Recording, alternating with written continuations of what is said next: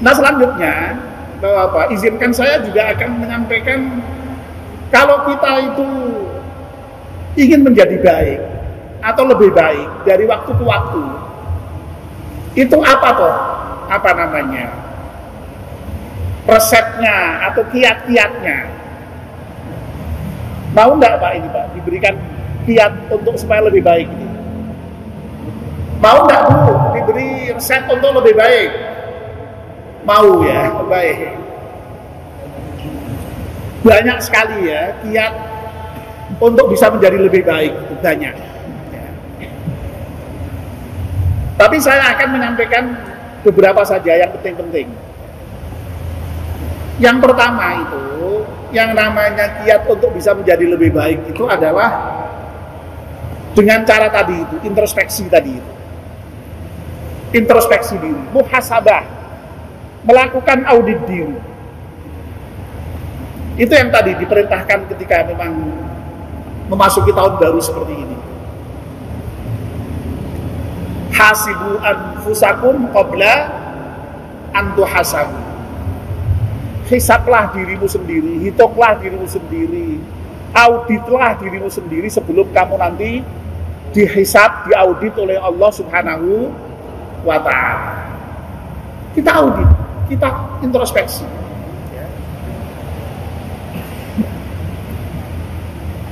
Nah,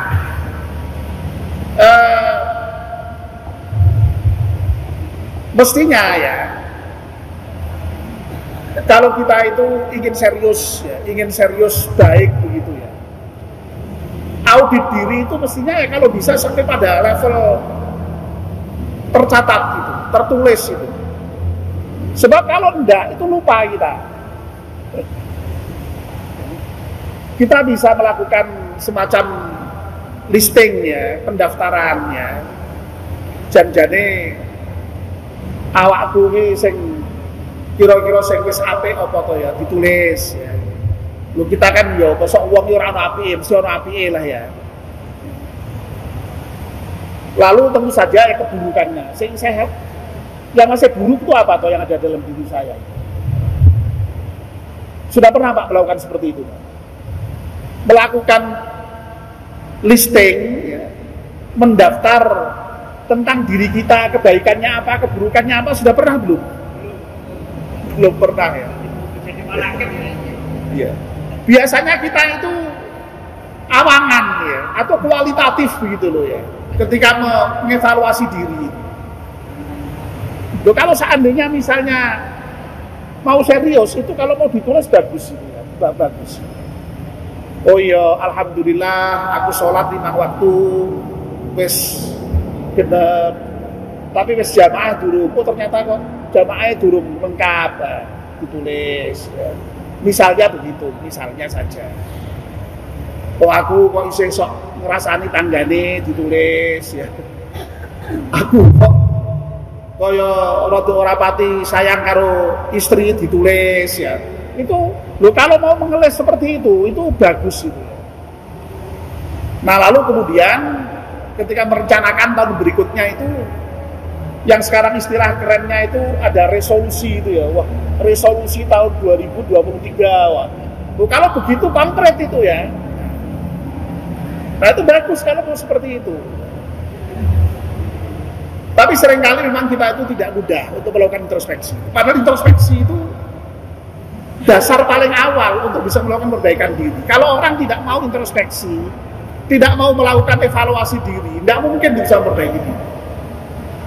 Hanya orang yang bisa melakukan evaluasi dan introspeksi lah yang bisa melakukan perbaikan diri.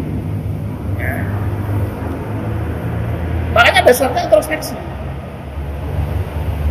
Nah, sayangnya meskipun introspeksi ini penting untuk tadi pengembangan diri supaya lebih baik tadi, tapi tidak mudah.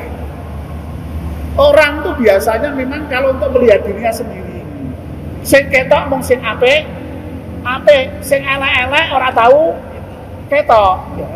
Makanya ada pepatah yang mengatakan apa? Gajah di pelupuk mata tidak tampak, tapi kalau kuman bisa berang lautan jelas kelihatan. tampak jelas. Nah itu kenyataannya seperti itu, kelemahan diri kita itu. Introspeksi penting, tapi ternyata introspeksi itu sulit. Sampai ada juga pepatah yang mengatakan wong kuwi ora iso ndelok ketoke dhewe ya. Loh, itu kan menunjukkan betapa sulitnya orang melihat kelemahan diri sendiri itu. Nah, oleh karena itu dibutuhkan kiat yang kedua. Jadi kiat pertama introspeksi, kiat yang kedua. Karena introspeksi itu sulit, maka dibutuhkan nasihat dari orang lain. Nasihat dari saudara kita, nasihat dari teman kita. Itulah pentingnya tawasau bil haq itu. Saling wasiat mewasiati dalam hal kebenaran itu. Jadi perlu ada nasihat dari orang lain. Ada perlu ditunjukkan orang lain, kamu itu punya kesalahan ini loh. Yang buruk pada dirimu ini loh. Itu perlu itu.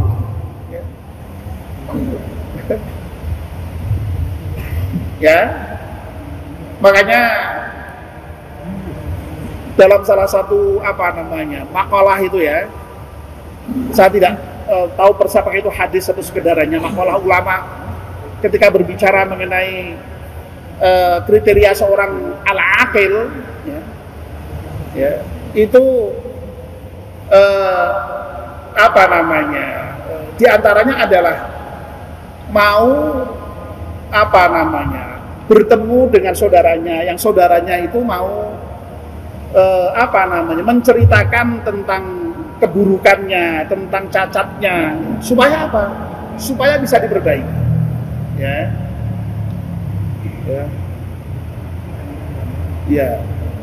Nah, ini ya repotnya lagi ya. Jadi diri sendiri sudah susah. Kita butuh masukan dari teman. Teman sendiri pun juga tidak mudah. Karena apa? Kadang-kadang teman kita juga sungkan ya untuk menunjukkan keburukan kita itu juga nggak enak.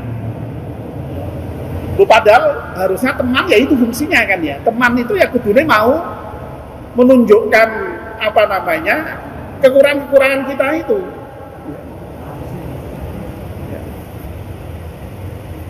Makanya tadi momentum yang tadi ciri al-aqil itu adalah sa'atun yahlu fiha bi ashabihi alladzina yukhbirunahu wa yuhaddithunahu an dzati nafsi.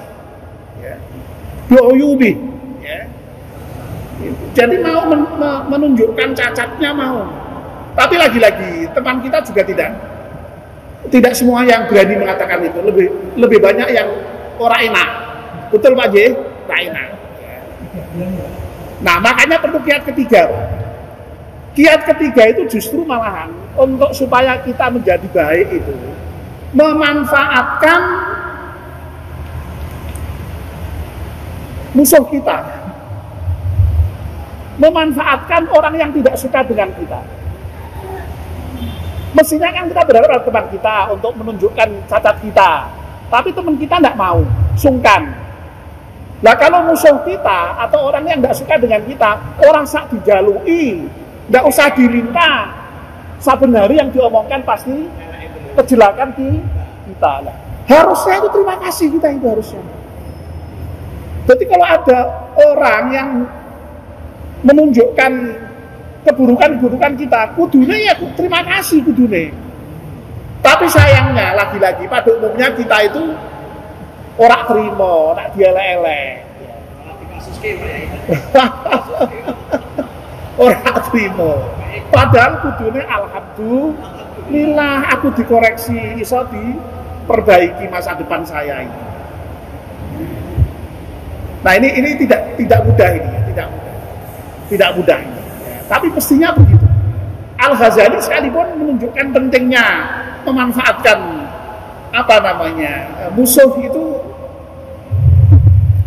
atau orang yang tidak suka dengan kita itu dalam rangka untuk memperbaiki diri kita ini.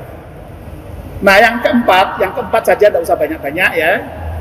Yang keempat itu tentu saja orang kalau mau menjadi baik itu hendaknya bergaul dengan orang yang baik. Nah ini khususnya adik-adik, tolong adik-adik dengarkan adik-adik ya, adik-adik dan mas-mas ya, untuk menjadi orang baik ya itu harus berteman, harus bergaul dengan orang baik ya. Kalau kita bergaul dengan orang baik, insya Allah kita jadi baik. Kalau kita bergaul dengan orang yang tidak baik, kita akan jadi orang yang tidak baik. Jelas ya?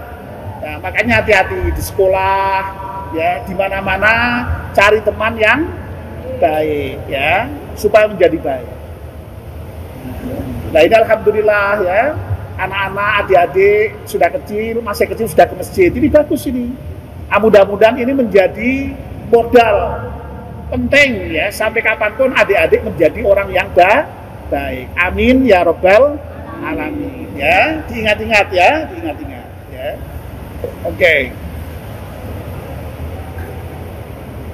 Nabi kita Muhammad SAW itu pernah ya membuat satu perumpamaan, orang yang bergaul dengan orang yang baik dengan orang yang tidak baik itu seperti orang yang bergaul dengan penjual minyak wangi dan pandai besi ya. Kalau orang bergaul dengan penjual minyak wangi, paling tidak kecipratan wangi nih ya, mambu wangi. Tapi kalau bergaul dengan pandai besi, paling tidak kena bau asapnya. Bisa jadi malahan pakaian kita bolong, kena percikan apinya ya. Loh itu saya kira luar biasa itu, apa namanya, metafor dari Nabi itu, al-amthal dari Nabi itu ya.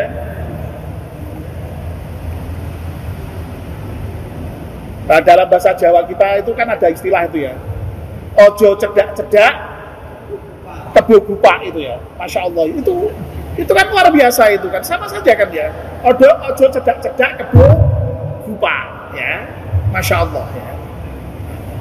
Jadi intinya Masya Allah ya, kita harus kalau mau jadi baik itu hendaknya bergaul dengan orang-orang yang baik. Sudah 4 saja, sebenarnya banyak itu lihat untuk menjadi orang baik. Baik ya Bapak-bapak dan Ibu-ibu serta anakku sekalian ya, terkait dengan tahun baru ya saya kira cukup ya.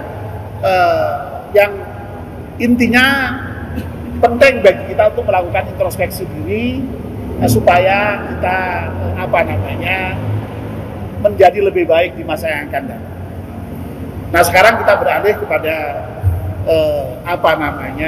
mensyukuri atau refleksi 1 tahun takmir Masjid Al-Huru wa Taqwa ini. Bapak dan ibu-ibu yang saya hormati, tadi di awal saya sampaikan ya, kita sekedar bisa datang ke masjid, bisa sholat ke masjid, bisa ngaji seperti ini, itu sudah harus kita syukuri. Karena kita sudah diberi kesempatan oleh Allah, dipilih oleh Allah untuk ikut meramaikan masjidnya. Loh, apalagi kalau sampai diamanai jadi pengurus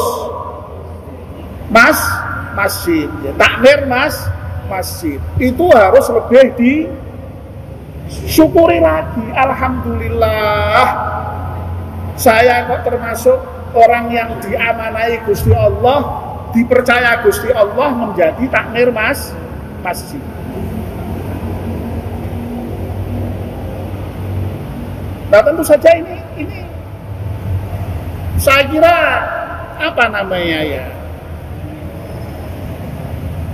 pemberian Allah yang luar biasa itu ya, pemberian Allah yang luar biasa. Tidak banyak itu orang yang diberi kesempatan untuk menjadi pengurus masjid. Nah oleh karena itu ya, bagi bapak-bapak dan ibu-ibu, mas-mas yang kebetulan memang sudah diberi amanah untuk menjadi pengurus masjid ini ya, kalau itu disyukuri ya, insya Allah mudah-mudahan berikutnya ya akan amanah ya, akan serius, akan komit di dalam menjalankan tugas-tugas kepengurusan masjid. Amin ya rabbal alamin. Nah, saya kemarin sudah ketemu Pak Miftah ya, waktu saya isi pengajian di Pondok Thoreqat Mu'tabaroh ya. Saya ini jelek-jelek begini dulu pernah di Pondok Thoreqat Pak, dulu Jalan Sudono itu ya. Saya di sana tahun 79 sampai dengan 81 ya, di pondoknya Pak Haji Ahmad Anwar itu ya. Gitu. Haji Ahmad Anwar ya, toko AA itu ya. Dan kemarin ketemu Pak Miftah sudah cerita, alhamdulillah Pak, selama setahun kepengurusan baru ini sudah ada beberapa kemajuan ya, ada program-program yang sudah bisa dilaksanakan ya, bahkan termasuk ada poliklinik segala macam itu ya, dengan pimpinan Mas Dr. Muhammad Royani ini ya, kuliah saya dosen UIN Wali Songo Semarang ini ya. Ya alhamdulillah kita syukuri ya. Dan lagi-lagi ya saya kira sama ya prinsipnya, introspeksi juga, evaluasi juga ya. Kalau tadi evaluasi diri kita masing-masing, nah sekarang juga introspeksi, evaluasi kelembagaan kita itu juga harus dievaluasi terus ya. Supaya apa ya, juga supaya lebih baik dan lebih baik. Nah untuk bisa menjadi lebih baik itu tidak harus kemudian mikir sendiri, itu tidak harus ya. Kita bisa misalnya dengan melakukan misalnya ya, studi ya, istilahnya studi banding lah ya, studi banding ya. Sekarang ini masjid-masjid yang sudah di manage dengan bagus itu banyak sekali ya. Di antaranya yang sangat viral itu ya Masjid Jogokaryan gitu ya, Jogja itu. Tapi tentu saja memang ya kita tidak harus kemudian meniru sepenuhnya Masjid Jogokaryan, juga tidak. Wong yang namanya masjid itu masing-masing punya karakteristik sendiri. Coba misalnya ini ya, masjid ini ya, ini kan sudah karakteristik yang paling menonjol dekat jalan raya, sehingga suara mobil lalu lintas sangat bising. Tentu saja misalnya satu problem penting yang misalnya harus dipecahkan adalah bagaimana suara mobil di depan itu bisa diminimalisir, sehingga suara ketika ada imam membaca ayat-ayat Al-Quran, ketika khatib sedang berkhutbah, itu kemudian bisa didengarkan dengan baik dan nyaman. Ini kan satu tantangan tersendiri dia. Nuwun sewu ya, karena memang core bisnis masjid itu kan ya sholat, ya, lalu kemudian pengajian, itu kan bersangkutan dengan suara, ya. Nah ini saya kira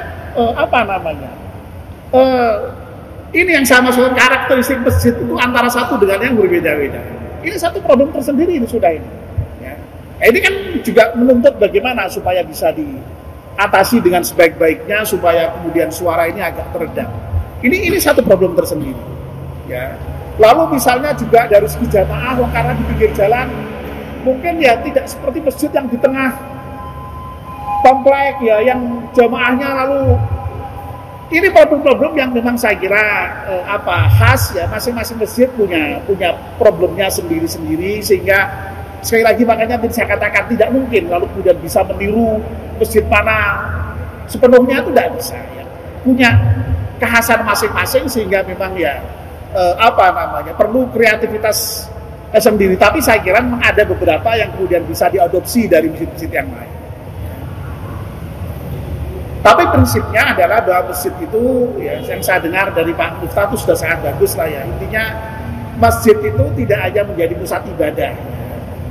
Karena Nabi dulu ketika membangun masjid juga tidak hanya untuk ibadah.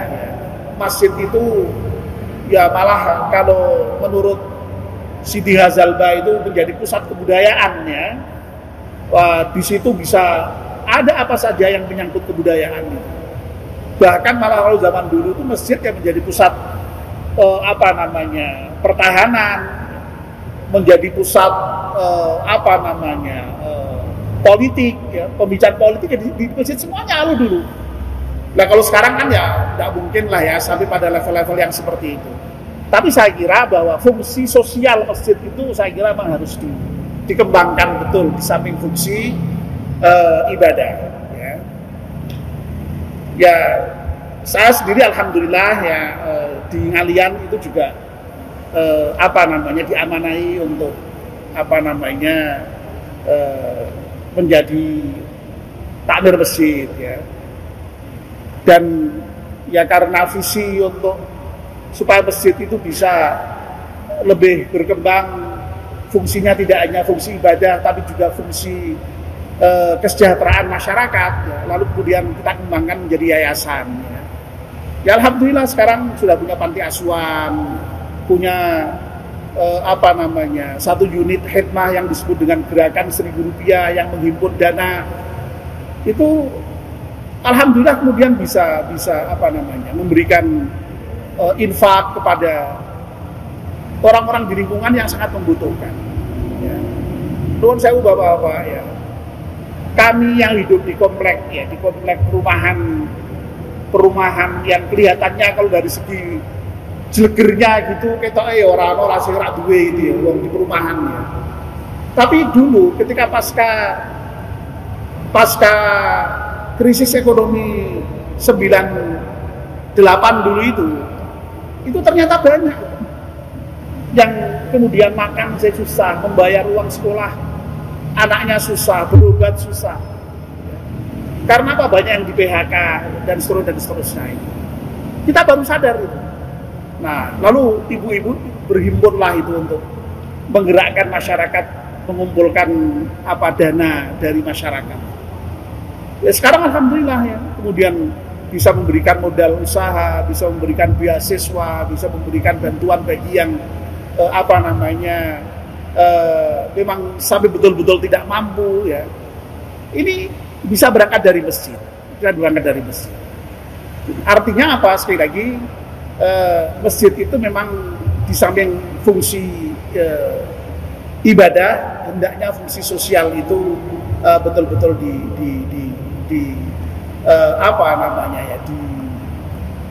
digerakkan betul, sehingga ya mudah-mudahan lah orang-orang yang ada di sekitar masjid ini semuanya sejahtera. Amin ya rabbal alamin. Tidak hanya sejahtera secara rohaniah tapi juga secara jasmaniah. Dalam kerangka itu pula sampai masjid kami itu disepakati ya, visinya itu masjid untuk kesejahteraan. Misalnya seperti itu. Nah di sini saya kira sudah banyak sekali rintisan kegiatan-kegiatan ya, seperti ada poliklinik, ada apa lagi Pak, toko Pak ya, ada toko, ada apa lagi, itu mudah-mudahan itu nanti semuanya berkah bagi jamaah semuanya ya. Amin ya rabbal alamin ya. Tapi prinsipnya sekali lagi itu disyukuri ya, apa yang sudah dicapai disyukuri ya. Insya Allah dengan disyukuri itu insya Allah nanti akan semakin berkembang, apalagi dengan komitmen yang kuat dari para pengurusnya tadi itu yang sadar betul bahwa itu adalah nikmat yang sekaligus amanah dari Allah tadi itu ya mudah-mudahan lah ya nanti ke depan menjadi semakin baik. Saya ikut mendoakan ya, dan saya percaya ini dengan oleh khas saya Mas Muhammad Royani masih muda ya, saya kira visinya jauh ke depan ya. Ada senior yang mendampingi seperti Pak Miftah, ada bapak-bapak yang lain. Ini mudah-mudahan lah semuanya nanti akan berkolaborasi untuk menjadikan masjid ini menjadi lebih baik ya. Amin ya rabbal alamin. Saya kira sampai di sini apa yang bisa saya sampaikan ya. Hampir 1 jam ya ternyata ya, sudah Masya Allah gak terasa ya, sudah 56 menit ya. Oh ya, oke. Baik ya, mari kita akhiri pertemuan kita ini dengan berdoa bersama-sama ya. Sekali lagi semoga kita semuanya ini diberi sehat walafiat oleh Allah Subhanahu wa taala, kekuatan lahir dan batin untuk bisa memasuki tahun 2003 Masehi yang tinggal beberapa jam lagi ini dengan baik ya, dan semoga hidup kita menjadi semakin baik dan semakin diberkahi Allah Subhanahu wa taala. Semoga juga ya takmir masjid yang sudah 1 tahun berkhidmat ini diberi kekuatan lahir batin ya, tambahan semangat, mudah-mudahan bisa menjadikan masjid ini menjadi lebih baik lagi. Dan momentum malam ini ya, yang informasinya Pak Miftah ini baru pertama kali Pak diadakan Pak ya, dalam rangka tahun baru ini, mudah-mudahan nanti juga punya dampak yang positif, dan kalau ini baik mudah-mudahan bisa terus berlanjut untuk tahun-tahun yang akan datang dan membawa berkah juga. Amin ya rabbal alamin. Ala hadiniyah al-Fatihah. A'udzubillahi minasyaitonir rajim. Bismillahirrahmanirrahim. Alhamdulillahi rabbil alamin arrahmanir rahim maliki yaumiddin. Iyyaka na'budu wa iyyaka nasta'in. Ihdinas siratal mustaqim, siratal ladzina an'amta 'alaihim ghairil maghdubi 'alaihim waladdallin. Amin. اللهم صل وسلم على سيدنا محمد سيد الأولين والآخرين وسلم ورضي الله تبارك وتعالى عن كل صحابة رسول الله أجمعين. بسم الله الرحمن الرحيم. الحمد لله رب العالمين حمد الشاكرين حمد الناعمين حمدا يوافي نعمه ويكافئ مزيده. يا ربنا لك الحمد كما ينبغي لجلال وجهك الكريم وعظيم سلطانك.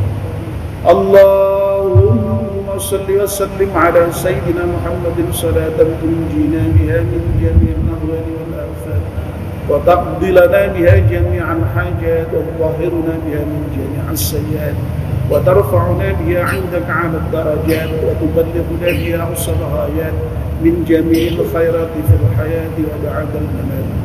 اللهم اغفر لنا ولوالدينا وارحمهما كما ربيانا صغارا.